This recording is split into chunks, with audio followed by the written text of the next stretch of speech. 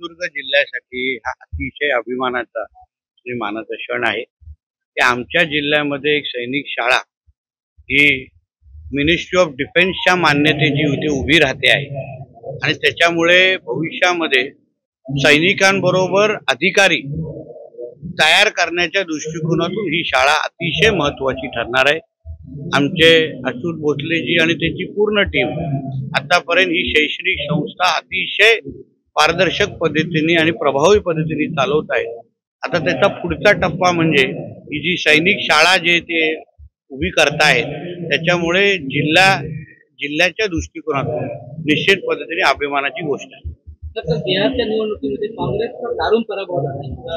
ईव्हीएमवर प्रत्येकाला वोट करणारे राहुल गांधी त्यांना हा सबब शेवटी एक लक्षात घ्या, जनतेशी कुठल्याही पद्धतीची नाळ नसणारे आणि आता तर मी ऐकलं ते बाहेरगावी आहेत, म्हणजे मुळामध्ये ते आपल्या देशासाठी एक पर्यटक आहेत जे काही 10-15 दिवसच आमच्या देशामध्ये येतात, देशाची बदनामी करतात आणि मग परत एकदा परदेशात निघून जातात। अशा लोकांना जे पार्ट टाइम पॉलिटिशियन आहेत, जे पार्ट टाइम म्हणजे 100% त्यांना भारतीय पण म्हणायचं का हाही आता प्रश्नचिन्ह आहे, अशा लोकांना परत एकदा बिहारच्या जनतेने नाकारलेलं आहे। एका बाजूला वोट चोरीची बोंब करायची आणि दुसऱ्या बाजूला लोकशाहीची थट्टा करायची, हेच तर राहुल गांधींचा आतापर्यंत सवय राहिला असल्यामुळे बिहारच्या जनतेने परत एकदा आमच्या आदरणीय पंतप्रधान मोदीजी, बिहारचे मुख्यमंत्री आदरणीय नितीश कुमारजी आणि या आमच्या एनडीएच्या सगळ्याच पक्षाच्या लोकांना परत एकदा बिहारचं नेतृत्व करण्याची संधी दिलेली आहे। डबल डिजिट सुद्धा गाठता आलं नाही, डबल डिजिट सुद्धा त्यांच्या लायकीप्रमाणे त्यांना दिलेली आहे। त्यांना जेवढे त्यांना द्यायला पाहिजे ते पण मला असं वाटतं 6 जरा जास्त आहेत। त्यांना 0 मिळाला असतं तर अतिशय योग्य आकडा त्यांच्या समोर लागला असतं।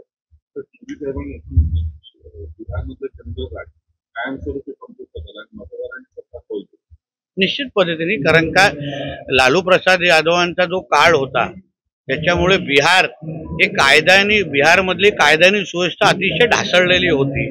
एक दिवसामध्ये निघालेली आमची बहीण परत घरात सुरक्षित येईल का हा फार मोठा प्रश्न तेव्हा बिहारमध्ये विचारला जायचा, पण आदरणीय नितीश कुमारजी आणि भारतीय जनता पक्षाच्या बिहारच्या सरकारने जो काही प्रामुख्याने माता भगिनींमध्ये जो काही विश्वासार्हता निर्माण केलेली आहे, त्यांच्यासाठी विविध योजना आणलेल्या आहेत, त्याचाच परिणाम तुम्हाला त्याचाच प्रतिबिंब निकालामध्ये तुम्हाला दिसत आहे। काँग्रेसने काल संस्थेबाबत केले की त्यांचा दर्जा नसल्यामुळे तिथे आम्ही त्यांच्याबद्दल जाणार नाही आणि मुंबई सोबळाचा नारा। एक लक्षात घ्या, कोण कोणाचा दर्जा ठरवतो। आता काँग्रेस आणि मनसेनं अगर आपला दर्जा ठरवण्याची भाषा करत असतील तर लांबून हसणंच बरोबर आहे। आणि काँग्रेसला हिंमत असेल तर त्यांनी मुंबईमध्ये स्वबळावर दाखवावं ना, दाखवावं। नुसतं सुख्या धमक्या देतात हो, एक विजय वडेट्टीवार असं बोलणार, मग लगेच वर्षाताई दुसरं बोलणार, मग वरतून असलम शेख काहीतरी तिसरं बोलणार। हे सगळं शेवटी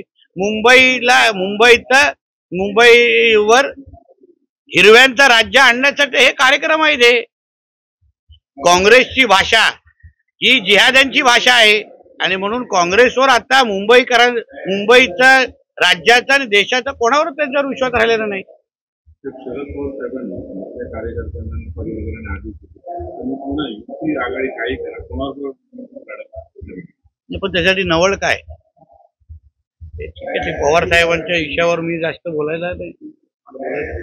ठीक आहे, येऊ अशा या सगळ्या बाबतीमध्ये बोला।